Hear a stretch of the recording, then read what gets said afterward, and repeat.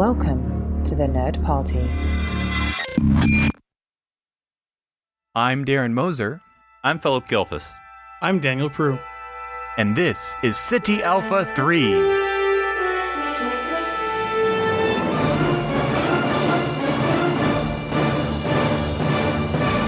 Welcome, everyone, to City Alpha 3, Star Trek podcast here on the Nerd Party. I'm Philip Gilfus, your host due week, and I'm joined by Daniel Prue and Darren Moser. Gentlemen, how's your Star Trek November going? It's almost Star Trek December, the rate these things are going. I know, I'm already putting up my Star Trek December decorations. So.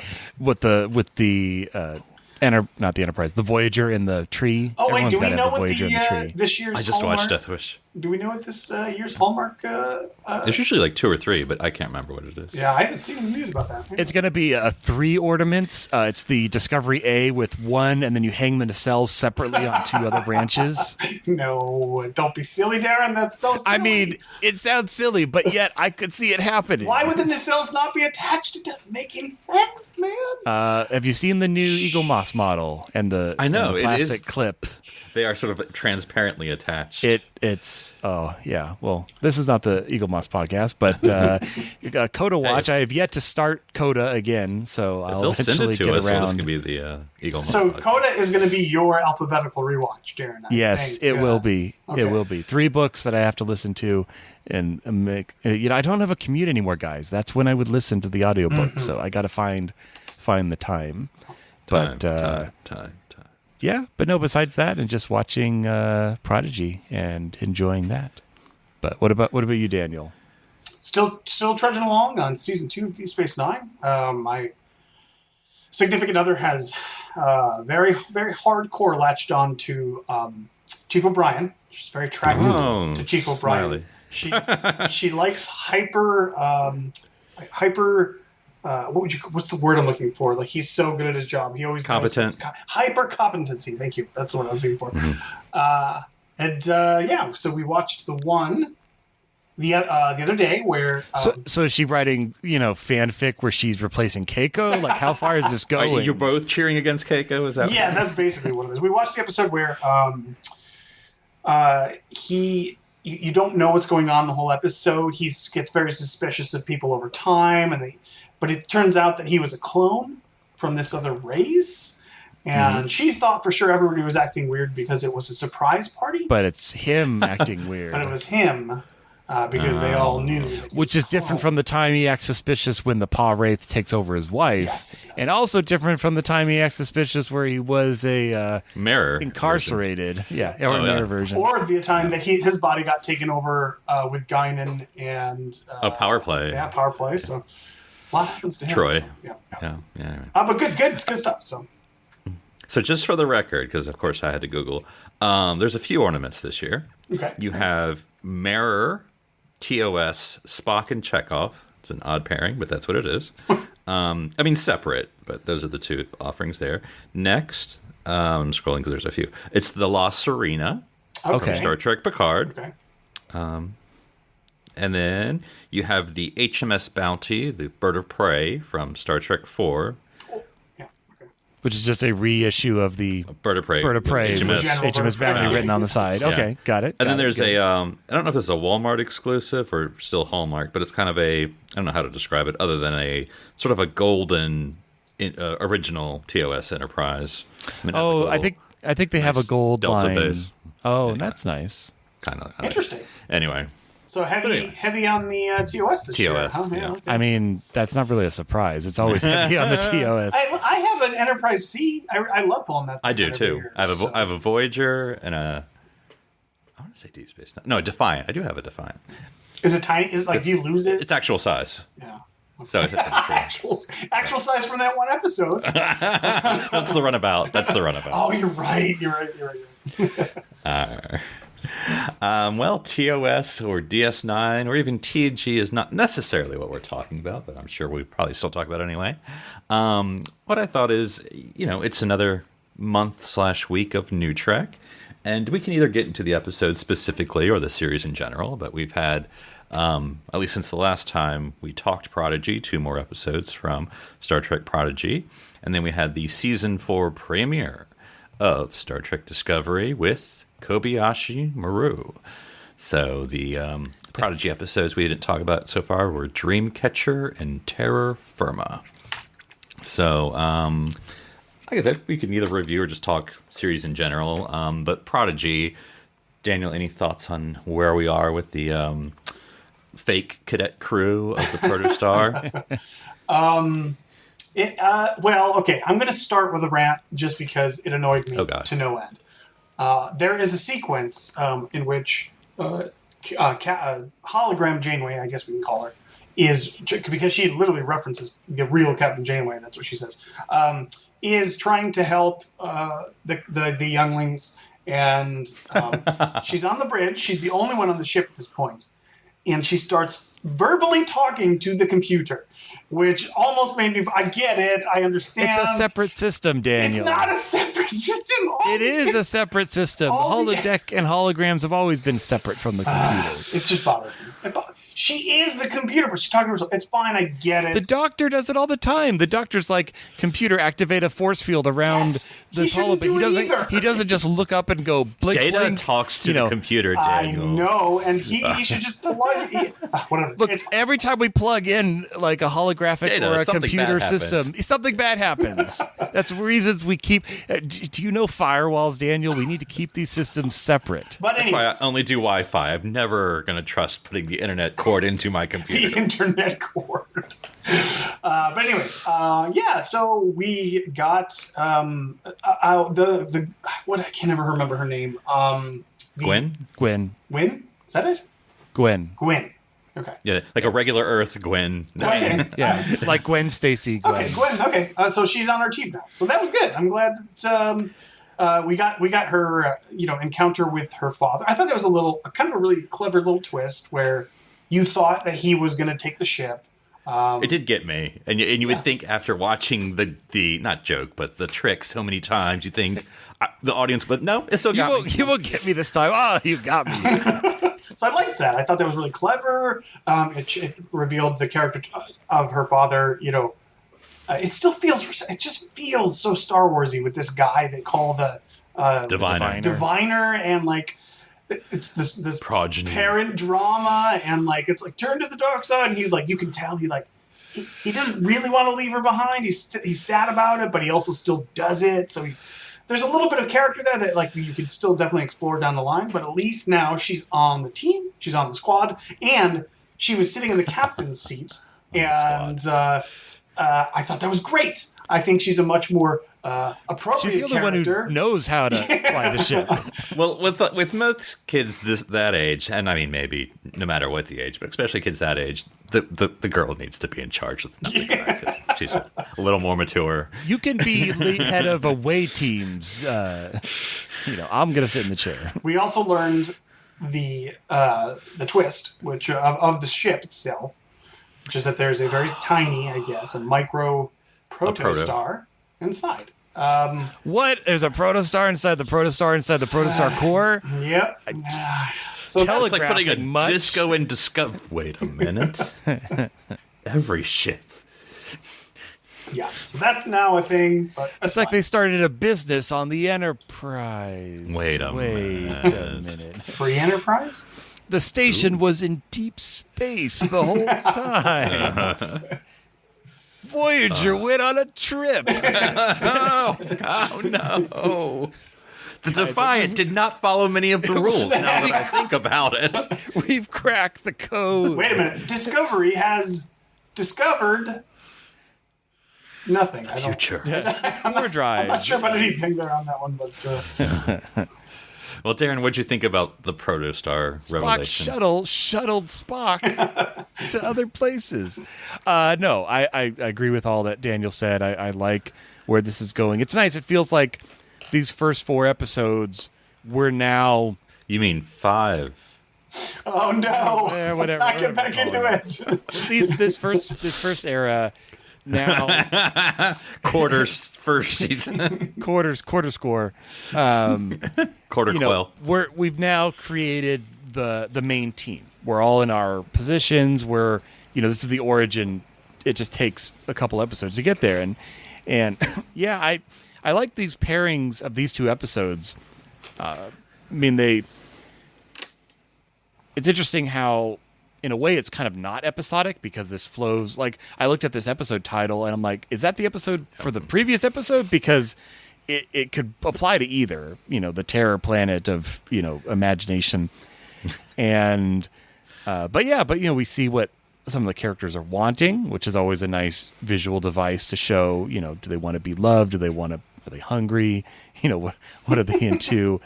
And then, a lot more of Janeway. We get the cool 6-wheel drive ship. I can't forget what it's called, but then immediately gets destroyed. Well, they could just print up another one. We've established that, so it's not a big deal. But and then we get full circle where I'm glad we've not dwelled on the division with Gwen too long, because you don't want to be like, now 20 episodes in, we're finally trusting her. Like, I'm sure there's going to still be a little bit of unease, just a tad, or maybe more. It will shift between her and Dal. Boimler. Yeah. I think his name is Boimler. No, not Boimler. Between her and Dal, like, jockeying for the center seat. Obviously, we know that's coming because she is a better leader in that regard, but he is kind of, it's better like instinct, if you want. Yeah, and he's more like the emotional leader of the group, where she's like the competent leader of the group. And I would laugh if he like replicates another chair and like puts it next to hers or something. Just because I'm like, where is he going to sit? There's not really. Apollo any other Jane was chairs. like, well, that's how we did it on our ship. Oh, that'd be great. But yeah, no, it was interesting. It was a little odd that Hollow Janeway did not know about the Protostar engine. Like, she didn't have access to it. She didn't know what it was, and I didn't get that. turn it off. I didn't get that sense of. Well, she didn't know what the gravimetric field was for. Yeah, she's like, she tried to turn it turn it off, off. and they're like, you don't have access. She's like, even me? And the computer's like, yes. And she's like, okay. Oh, I didn't do something else. Maybe I missed that line or something, but I thought she knew what was going on the whole time. No. I mean, if she knew what it was going on, then why would she try Because to turn off she's the not power? the computer. Yeah. There's Left hand, right hand Janeway doesn't know what the other one's processing. But no, we got our ship back. The diviner made his choice for which he will regret forever. And yeah, no, it was a great example of showing, not necessarily telling. Like, you could have done a lot of this in like internal, monologue inside their heads or something like that, but they built this. Obviously, it's a crafted scenario of this planet to show their wants and desires, show her choosing her father, show him not choosing her, and all of that. And I think that played out really well. So I don't really know where we're going next week. I mean, we could go. We're obviously still on the run. He's going to be the Scooby-Doo villain that's chasing them forever. And I did kind of like the in warp. It kind of gave me 09 vibes, or where it's like hunting them down and locking on a tractor beam in warp. And then they're like, well, what if we just put some NOS in our warp engine and just go extra, extra fast? Turn on the laughing gas. Yeah. But yeah. Overall, I like these two episodes. I wonder, and I suspect the answer is yes, because we've sort of internally on the Nerd Party been making fun of the organizational how they're airing these episodes. It's 4 episodes, and then we're going to go away, and then come back for 4 more, that and then didn't go quite make away, sense. and then 4, and then go away, and then just 20 episodes, and then it's a new season. But if this is how they're organizing it, because there's some. This is a good breaking point if there was one. Yeah, because there's a lot of shows where I think I would be annoyed that it's because it's not going slow. But as you said, Darren, this is all the first 4 episodes are basically the origin, and like you said, when's Gwen? Because Gwen's going to be part of the group, but like she's not. We didn't know what the What? She's a main character. She's got to stick around. I did not see that coming. We didn't know what the third nacelle was going to come in, and but they milked it appropriately. They really paced it really good about not giving us everything in the first episode or the second or the third, and then like every episode kind of left me. I mean, for a kids show, left me as a cliffhanger because like episode 2 or anyway, is it or 3? When the Protostar just crash lands, and you're like, right? Was that the end of it? I mean, like the whole point was to go into space. It was like, bam, nope. I mean, granted, they're the ones who tried to land that ship on a single foot. It doesn't seem very stable. Too. We've We've been talking about it too, and like the whole like win situation is handled much less black and white than I would have expected on something like Prodigy. Like there was like 3 or 4 turnabouts on this one where it's like, wow, she was gonna leave them behind, and then like she did call her dad, and then like all of a sudden.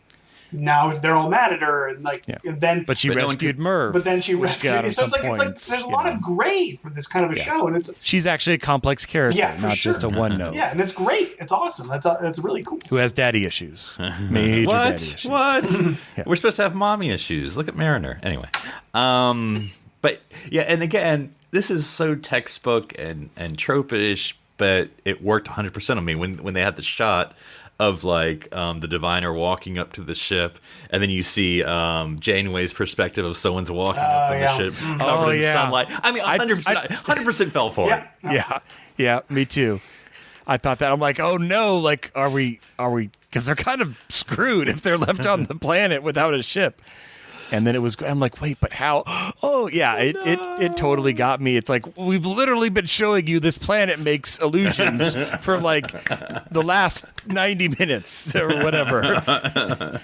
This show's for kids, right? You idiot. I know. How did you not see this coming? We're full of the kids. Good thing adults aren't watching. No, but that's all to say because there's actually, to me, been cliffhangers. And now this quarter has now set up. We got the team. We've gone to amazing speed. Like I have no idea where they're going. We have no idea what the course is. I don't think they know where they're going. And how fast can this thing go? Are we going to like the Alpha Quadrant? Like we don't know. Wait, is this a backdoor Farscape pilot? We don't know where we're going. We had engaged a hypothetical drive. Now we're going to end up in the far reaches. Fooled you guys. Of space. We're really exploring the Gamma Quadrant. Hello. Wait, when they just one thing to note too, when Janeway was like, "Oh, there's an M-class planet in this system." Did you guys catch what system it was? Oh yeah. It was, I didn't. The bad guys. Yes, the Hirogen. It was the Hirogen. Oh, system. Hirogen system. Yeah, and I was like, "Oh, cool. We'll see the Hirogen again." And we never I know. I was like, oh. but no, maybe later. Well, now we know why the Hirogen don't come to this planet. Make good hunting. Or they kind of would. It's kind of like a holographic planet in a way. Like, if you can survive, I can see the Hirogen being like, yes, we beam our young down here for 3 days and 3 nights. If they live, we'll beam them back up and they become warrior youths or something. But that'd be cool. I have no guesses for how Prodigy will go. I mean, obviously, it's still set up that the Diviner is chasing them to get the Protostar yet. But there's still so many unanswered questions. How'd the Protostar get there? What happened to the crew? How does the Diviner know about the Protostar? And so... Yeah. Are they going to go back to Federation space? Are they going to just explore around for a while? Where does Chakotay fit in this? Because we know the actor's somewhere. What species is Dal? And where is it? Yeah, what does that matter? And, what species is Murph? I care more about that than he's Oh, you know what? I guess we didn't get a shot of it, but we could have easily had like a shot of Merv like eating, like seeing a bunch of fake food or treats or something. I think that was a setup for a joke on the planet. What does Murph want? Yeah, what does Murph want? Yes. I'd like to know a little bit more. That'd be fun. But Murph's like playing chess with another Murph. You're like, what? Like high level brain function. I want some intellectual stimulation, please. Well, I think about Murph like he could be either age 0 or 98. We have no idea how sentient he is at all. True. I think I've heard suggestions that he's a Denobian slime devil, which I would totally be on board with us finally seeing that. Because you could really make him be whatever. I've heard that it is a species we know. They just haven't told us what it is yet. That's fine. I'm down with that. And it was episode 2 or 3 where Jenkin Pog let slip that he was from the Tellarite sleeper ship. because that's how does an Alpha Quadrant species in the Delta Quadrant, and so Oh, I missed that. it was such a quick like on the sleeper ship, and I'm like, And I like what? how when of course every time you say his name, like Jacob I feel Pog. like because he talks in his third person all the time, I'm like, are you now talking as Jenkum Pog? Or are you talking about Jenkum Pog? The thing about this show, and I don't know that they're ever going to actually establish it, but it's interesting because we get a lot of Alpha Quadrant stuff. Like, I feel like, I don't know if we're like on the edge or something, but like there was the Klingon ship, and like that's true. Everybody's familiar with a lot of sort of Alpha Quadrant. Well, technically, I mean, Alpha Quadrant's a quarter of the galaxy, so you could be right on the edge. Yeah. Well, although and Klingons are Beta Quadrant. Yeah. Well, either way, like they, although like, I think like, technically in the diagram, I think To the cartography. Delta borders Beta. Yeah, so they'd that's how have the to be. Klingons- well, it would they'd have to be it would have to border two diagonal. of them, right? Because it's Well, no, in the middle, it's a pie. There's that spot in the galaxy where you can do the four corners thing, like in Wait a Nebraska. minute, they're quadrants though, so you would have to have Alpha, Beta. Right. Delta, Gamma. But it's a circle. So go to the whiteboard. Yeah, pull it up, so we can. Squares are circles. Either way, my point is that we are, besides the fact that he is a Tellarite, which is clearly an Alpha Quadrant species, we've now. It looks like this. Right. So each quadrant is bordering two other quadrants. Right. So I'm saying Alpha and Delta don't border. Oh well, what whatever. saying. Yeah, whatever. Wasn't using. That's all I was saying. Yeah. Okay. Yeah, I get what you're saying. But Yeah, it does border, just not with Alpha. But again, we all know the Federation, and they love broadly using the term Alpha Quadrant to mean all of known space. You know, it's like how you all say you're Americans, but you really just mean the U.S. You know, there's North America guys. hey, you know, Philip, that's a great point that we should talk about because just a couple of days before Discovery dropping, Paramount. Oh man, Paramount Plus. are we stirring the pot? We should talk about it because when non-North America basically got. You picked a bad time to move, is all we're saying. I mean, they said Well, it's fine for me, but personally, yeah, they pulled everything from Netflix, basically. Yeah, so. Yeah, and they even pulled what was on Netflix because like Discovery was on net. Like, you know, I could open up Netflix and there's 3 seasons of Discovery. Now there's not. Not even talking about the actual airing. So yeah. I mean that. So I'm sure everyone knows, but if you don't know, this was 2 days before the Discovery premiere, where most of the world gets it on Netflix, and they just basically said like, yeah, we're not doing that. We're pulling all of Star Trek from Netflix, and for y'all like the UK and Europe and other places that are getting Paramount Plus in 2022, yeah, you just wait till then. You'll get it then. And it's like, oh. So like it had been cool if this had been months before. You go on Twitter, every or weeks single before. post I saw was about this, like the uproar. And I have to imagine it's got to be some sort of contract at the last minute didn't work. Because that's the only reason I would think they would do it 2 days before, is that they were going to do Netflix, and then time ran out, and they're like, we're not renewing, or Netflix is like, we want money, or something. That I have to imagine that's what it was. But if you're cutting off, most of the world, you would think it would be worth, because it's not like Paramount Plus is available everywhere. It's not even available in Canada, right? Because they use like Crave or something. I think of it. So sign the damn contract for a year and eat the cost, and then you make your fans happy.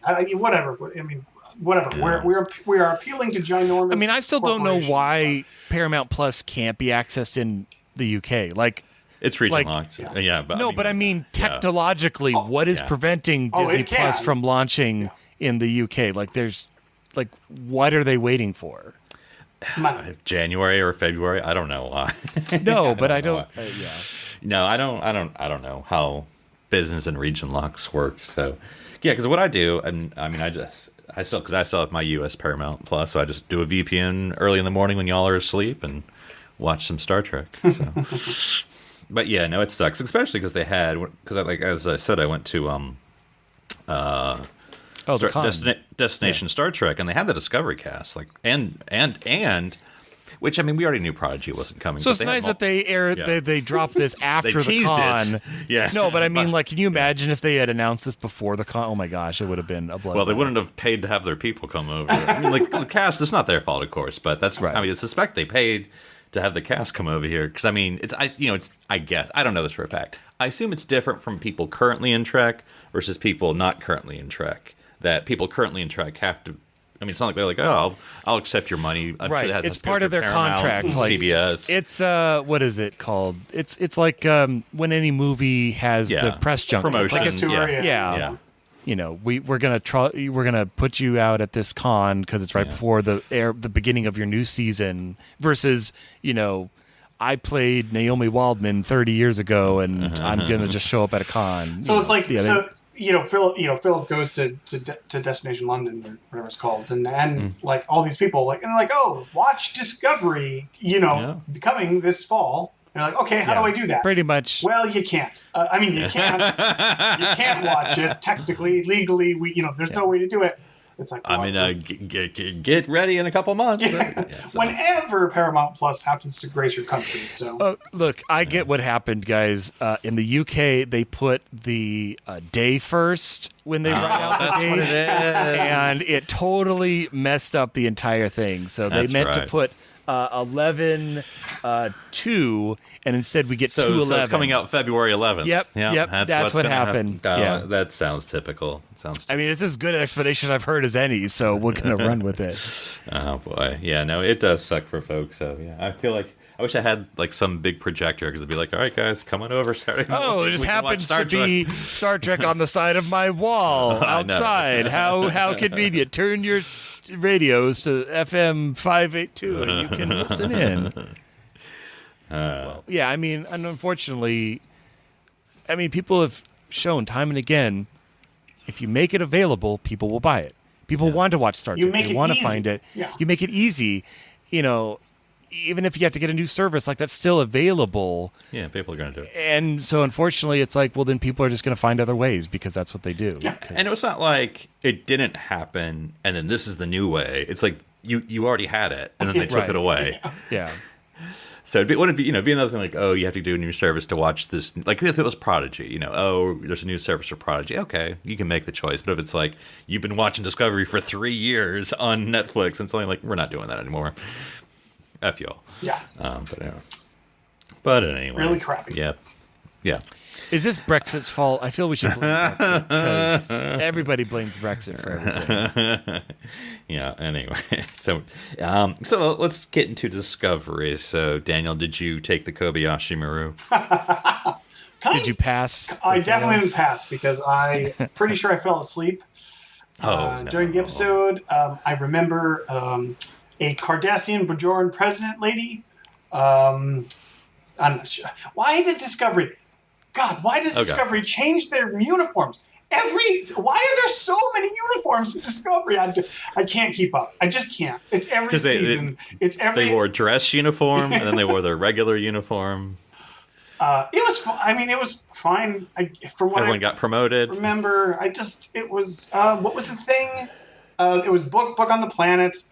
And the planet got blown up. That's what it was. It got Vulcaned or Romulan, depending upon what you do. Yeah, those guys are dead. I mean, there's not. His nephew and his brother, and it's just from some whatever anomaly. Yeah. Okay. Well, the next episode is called Anomaly, so spoilers. Just like season 2, episode 2 was called the Red Spheres or the Glowing Orbs or whatever. Or the Spock's not in this one. Okay. And by and large, I thought it was, because look, I don't like Discovery, we all know that. But by and large, it was, I was like, okay. I mean, I saw they did things and they set up things and they had moments. You got to see, new group of Star Trek Academy graduates from different species. Everyone got promoted, though it did annoy me because I can't see their ranks. Because I know people can't see where I'm pointing right now. I know it's on their kind of like the comm badge. It's on like TOS movies. I know, except it's on the opposite side. But it's on their little whatever strap.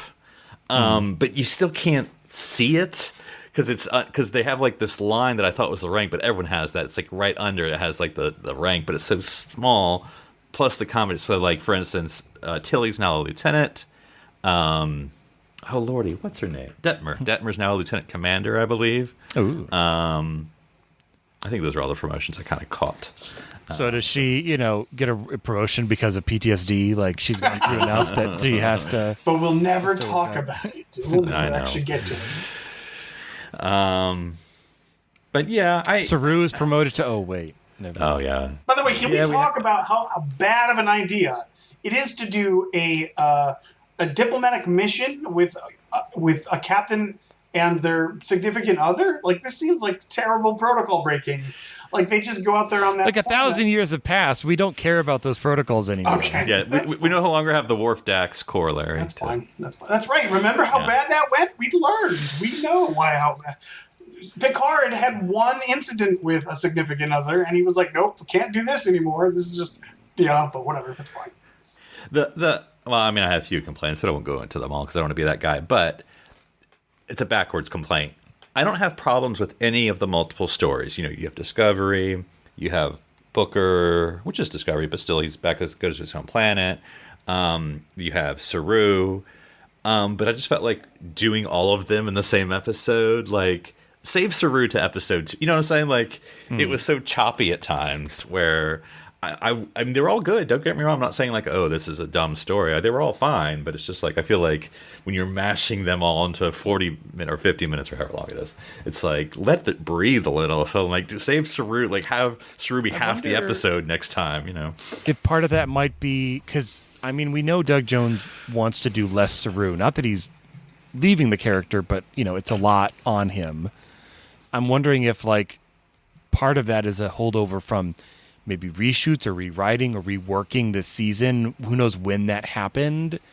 Darren, I mean, just a possibility. You've seen 3 seasons of this show, and one of our constant complaints has been the breakneck pace of this show. This is just True. This is just Discovery. True. This is how they want to tell 14 stories in 1 minute, and that's how it works. It's just Discovery. So I'm not surprised by that at all. What did you guys think of the president lady? Did you guys like her? Or? No. Well, ish. Because y'all know, I mean, I've said this before. Kirkwood Smith for president. That's all I'm going to say. Well, this just isn't a Discovery issue. This is the whole Star Trek franchise, so I'm not picking a Discovery when I say this. But y'all know I say this every time. It's such a trope to do the politician is here to mess us up. Yeah, they're cynical, and they're not. I mean, not that she was crooked or anything. They don't know how it really is here on the ground. And it's just like, I'm sick of it. These are public servants. I mean, if we, and I got soapbox for 10 seconds. If we don't want to be a cynical society, especially in Star Trek, we don't want to project cynical portrayals of public servants. So I mean, like, how about she's an awesome president? Wouldn't that be awesome? But I know it's like, oh, we have to have conflict, And I'm like, no, we don't. But further in Discovery, speaking, we do apparently. So. Yeah, but I also didn't get Michael being such a whatever about her, because, like, maybe it's and this is my retcon, maybe it's her 23rd century personality, because it's very Kirk. He didn't like, civilians either. But she's like, the president's coming on board? The president just wants to get, say that she was had experience on a starship and had. I'm like, who gives a. Like, that's a good thing. So when the presidential review board comes up, she can say, look, I went on a starship? Like, nobody cares. But you want that. You would want your president to have been on your starship. What, you want your president of the Federation never have been on a starship? I mean, that would be an awesome responsibility. You get to be the person to show the president of the Federation around and show how a starship works and what a captain needs and what a crew needs. Like, see it as a good thing. This automatic, and then that the writers, because I don't blame the characters, setting up like these 2 women have to be in conflict. I'm like, or they don't. They could just be working together. And then at the end, I mean, not to reveal everything, but like, the president's like, oh no, I really came here to see if you could be captain of the next Voyager. And Michael's kind of like, I would have said no anyway, but this is why you're wrong. And I'm just thinking to Michael, like, why do you give a blank? I mean, like, really, I mean, because as the character, Michael, you don't usually give a shit about anyone. And in a good way. You're a very confident person. I don't mean that to be mean. But, like, who cares what the president thinks? That she doesn't think you're a good captain. You're captain of Discovery. Why does the president have anything to say about who gets... Well, she's commander-in-chief. But that's the head of Starfleet, not the... I don't know what you want from me. Go back to Paris and sit with your glasses. That's all you need. You got to remember, the Federation is this big now. So that's true. That's true. Okay, I was happy to hear that they were addressing the fact that, hey, we now have this technology in Starfleet. We can just replicate it. And it sounds like they call it, I think, like the Pathway or the Pathfinder drive or something like that. The next Voyager. Trans mushroom. I don't know. Yeah, it's going to have some sort of drive. Maybe it's going to be a Prodigy crossover. I don't even know at this point, but it's also going to have presumably the same kind of ability as Discovery. It still annoys me that Discovery is a ship 1,000 years removed, and like there's no like liaison, at least to like modern times. It's like sending a troop out. Things haven't changed that much. Well, that's the writer's fault, Darren. I mean, it was really sad when they fired on the Borg cube, not realizing that they're now part of the Federation. After the armistice of 2555. That's right. The Borg in this century have taken over the room. Anyway. Yeah, the Ramu Borg. Ramu Borg. Yeah, so I didn't like that because it just seems though. Well, maybe I agree with what the president has to say about Michael. But that's neither here nor there. I was just like, it just seemed like a needless conflict of personalities. It's just like, why can't they just be cool? And because you still have the anomaly at the end, you still have the guy's planet blowing up. That's the only conflict you really need. Sheesh. Though, and I'll have to say this, I started to hate the beginning of the episode, which is a personal taste because it was very like too into darkness. Of like, because it had that sort of vibe, as the kids say, of like, haha, first contact, isn't it funny? I'm like, well, it's actually a pretty serious thing, but it was whatever. But that's me. Second contact is funny. First contact is very serious. Well, I know. I was thinking like, okay, everyone's seen Lower Decks now, but this is Discovery there, or it's live action, it's to be more serious. But it was Kelvin-y. It was very reminiscent of that. Yeah, I think so. Which is not bad, but I liked how then they had a sciencey fix to it, and they had the whole crew working together, which is kind of your first episode of the season. Good. And so you kind of met the crew again, reacquainted. So that was cool to me. That kind of saved what was a silly scene to me, but it's fine. I just have problems. I thought that was kind of cool. Did you like kind of meeting the crew again, Daniel? I liked. I really, really. I don't even know why, but I was really drawn to the lead actor who played the butterfly guy. I really thought he did it like he does that like sort of Data, sort of like aloof, sort of like I don't understand, like I think he played it really, really well. I had the same exact thoughts as you did of like this is literally the opening to Into Darkness all over again. Like this is exactly the same thing almost. But like I think it was resolved better than it was set up. So. That part didn't bother me. I thought it was pretty good. So, yeah. So yeah, I'm they like I don't like Discovery episode, but like season 4 is okay. It's okay.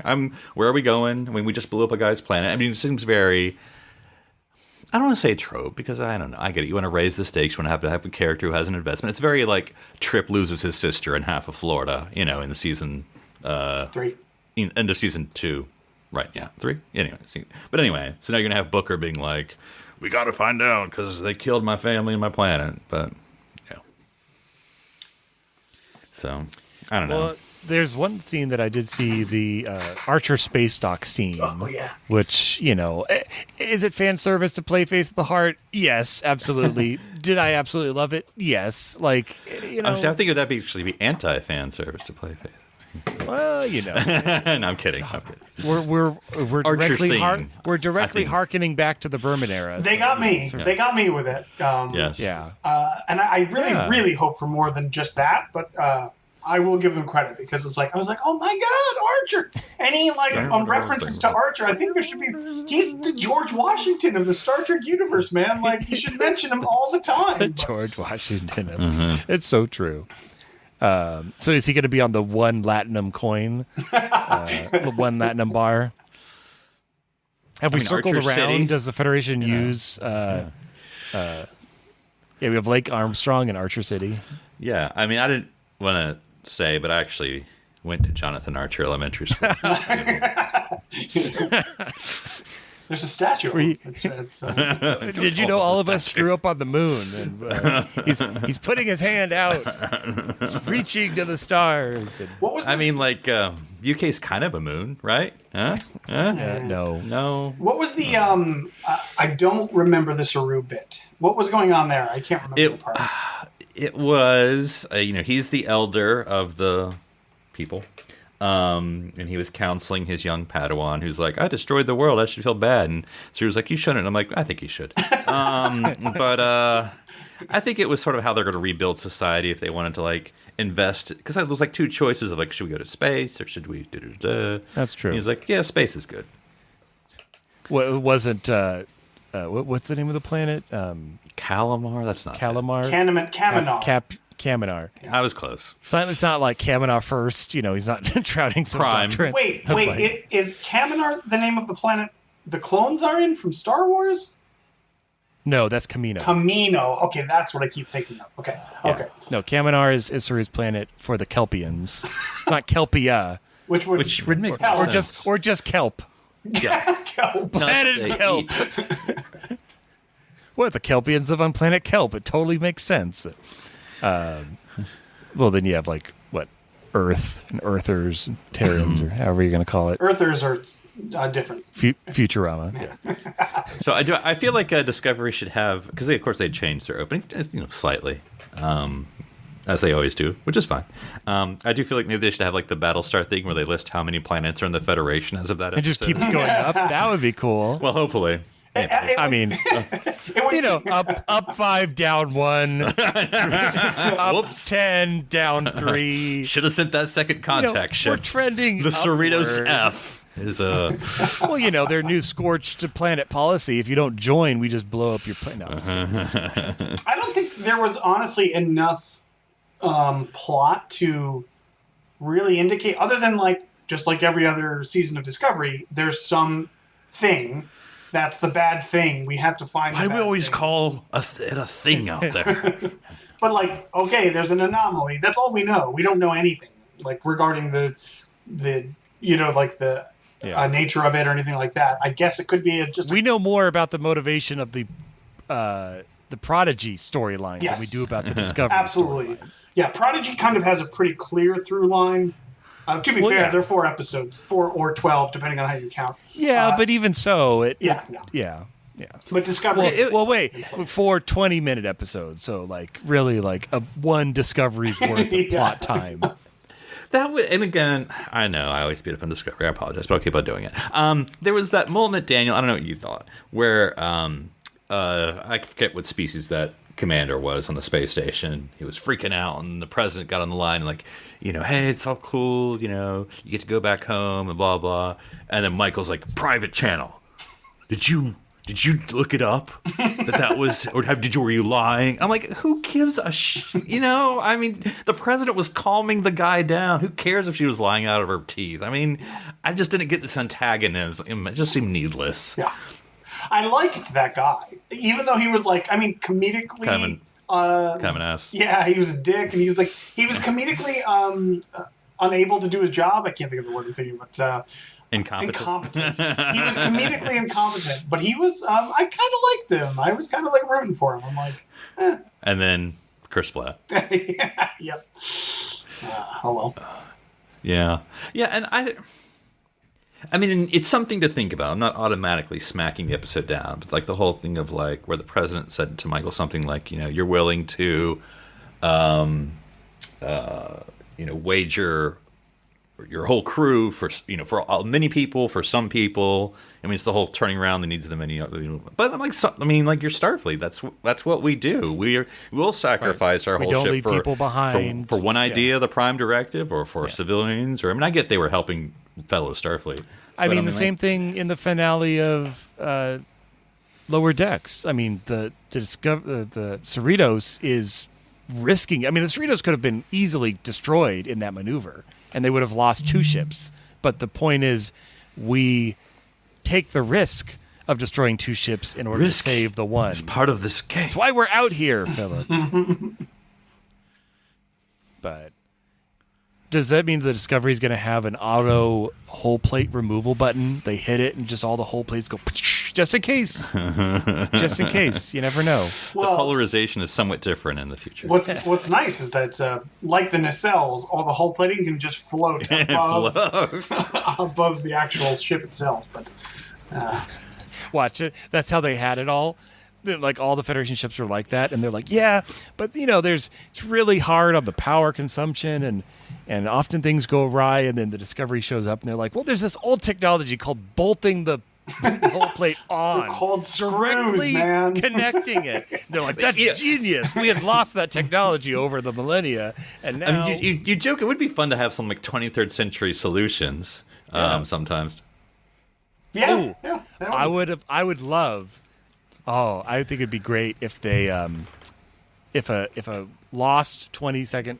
Oh no, wait, that wouldn't be, because that would be from next gen time. I was thinking exocomps. If they brought back exocomps, they're like, yeah, we have this. You need a multi-tool. Not just got exocomps. the bots going around. Not just exocomps, but little Princess Bumblebee or whatever.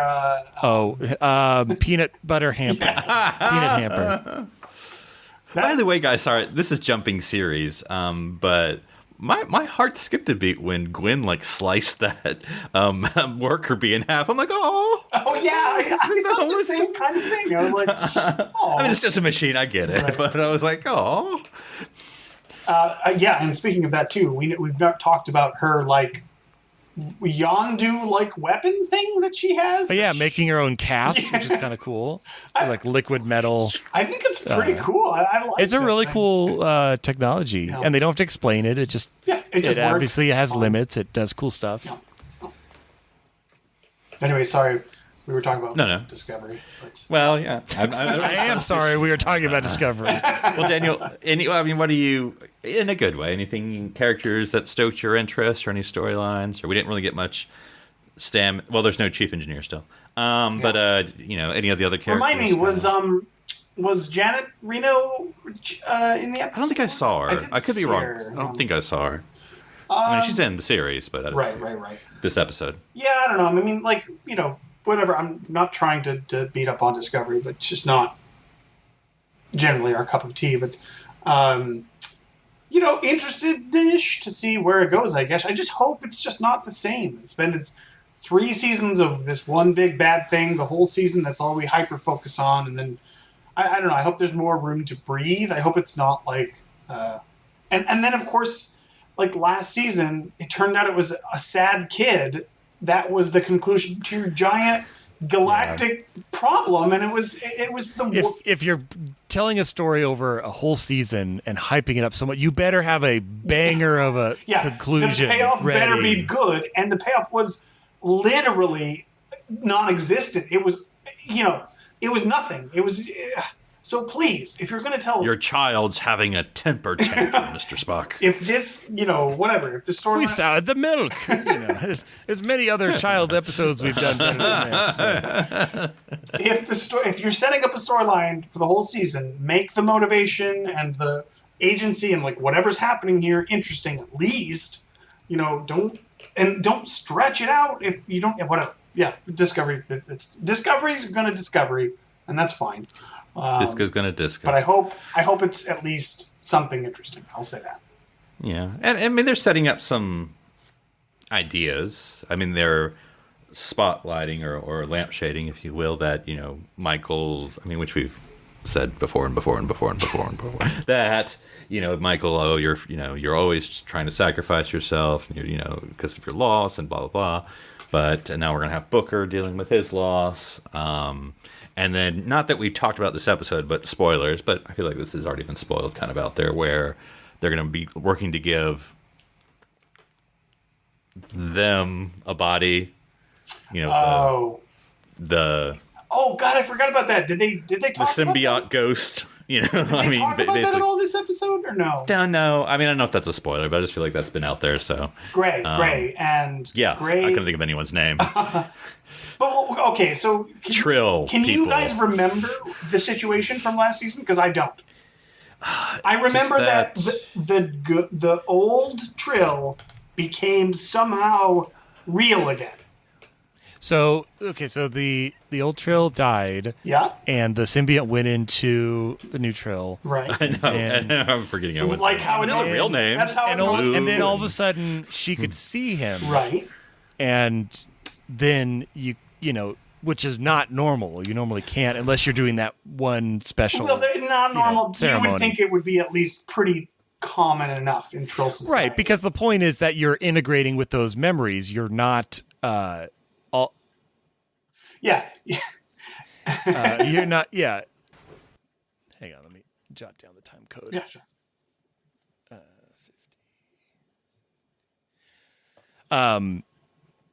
But yeah, so you're not normally supposed to be able to see past hosts, and then only they could see them until we had the hologram episode where we were on and that's what The dilithium planet. the dilithium planet, Tantrum planet. which realized them in a holographic form, Corporeal. and then Culber could see them, Right. and So we're never going to get an answer to why this is the case. Right? yeah, no, we're never going to answer. Why doesn't matter, Daniel?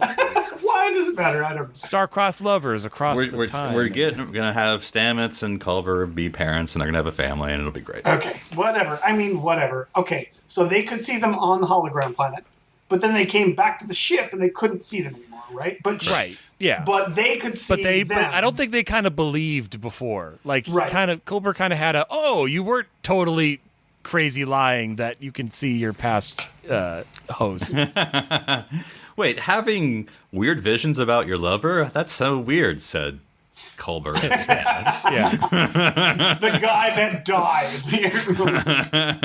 Okay. So now I think it's going to become their mission to find a way to, like, oh wait, well now we have all this future tech. Maybe we can realize them a body. Well, hang on. You say future tech, but was there not something put out about a 24th century? What was that? Didn't somebody say something about? Oh, Culber discovers, and the implication was it was from Murder Lady on Picard. Oh God, what was her name? From Daystrom Institute. Daystrom But yeah, I Institute know. lady. Yeah. Cybernetic. Yeah. Blah blah blah. Whatever. I guess we'll just see in the future. We can talk about it in the future. Yeah. No big deal. Whatever. Don't worry, guys. It's one of 8 plots we're going to follow over the next few episodes. So Well, I just thought it was. I mean, and I'm not saying it was wrong, but I was just funny that, like, you know, we need an away team to the space station. Like, we're out of programmable matter. You got to bring some more in a bucket. Here, we brought it. bucket. Okay. Whatever. Yep. Yeah, sure. But anyway, cool.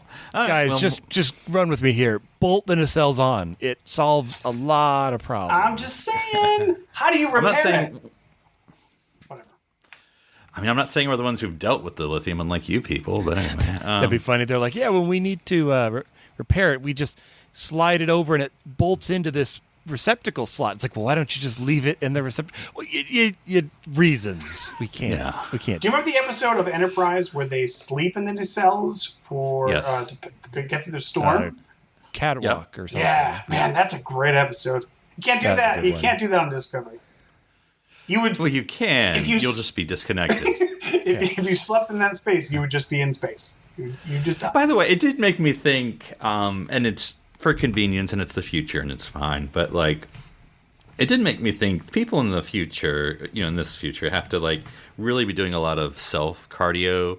Because it kind of reminds me a little bit of WALL-E. Like, nobody's walking anywhere. Like, the president and Michael I don't know if they were in the ready room or like, and then they're like, red alert, and they just like, beam to the bridge. I'm like, you could have walked.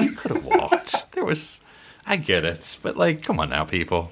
I mean, that's more plot than anything. We need to get our characters over there immediately so they can continue Dramatic the entrance. Brent Lake Yeah, space. Yeah.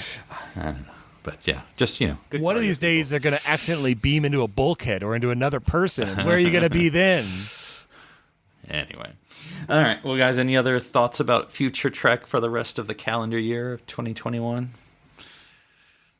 No. It'll be nothing but Discovery. Well, right? Oh wait, because we got the break from Prodigy, right? Yeah. Yeah. Forced isolation, some would say. Okay. No. Yeah. We'll head into. Do we know how many episodes of Discovery there are? We'll say 10. I don't, We'll I say don't 10. know. I'm guessing. I mean, what's it been? It's been, 10 to 13 10 to for the 13 last few ish. years. Yeah. That's fine. We don't. So- We don't need. Yeah. Yeah. So anyway, there we go. So until next week, Daniel, if folks want to talk to you about your favorite Prodigy character, where can they find you? They can find me on Twitter at @OneUpDan, and that's the number one, not the word. As in, I guess Merv is the best, right? He's pretty awesome. So Merv is. I like Rock Talk too. So either of those is fun with me. All right. And Darren, if folks want to talk to you about how they can also set their ringtone to Faith of the Heart, where can they reach you? And it is 13 episodes, I believe. Great. Awesome. So we're getting up through episode 55, which is, it's getting there. They can find me. It gets syndicated, right? Well, that's not a thing anymore, Philip. Or maybe it would help bring them back to the UK. Oh, well, they could go to drsci-fi.com, DRSCIFI. All right. And if folks want to talk to me about how many uniforms I change in a day, they can find me at NC Public Servant. Well, until next week and more Star Trek, old and new, I'm Philip Gilfus. I'm Daniel Brew. And I'm Darren Moser. Stranded here on City Alpha 33333.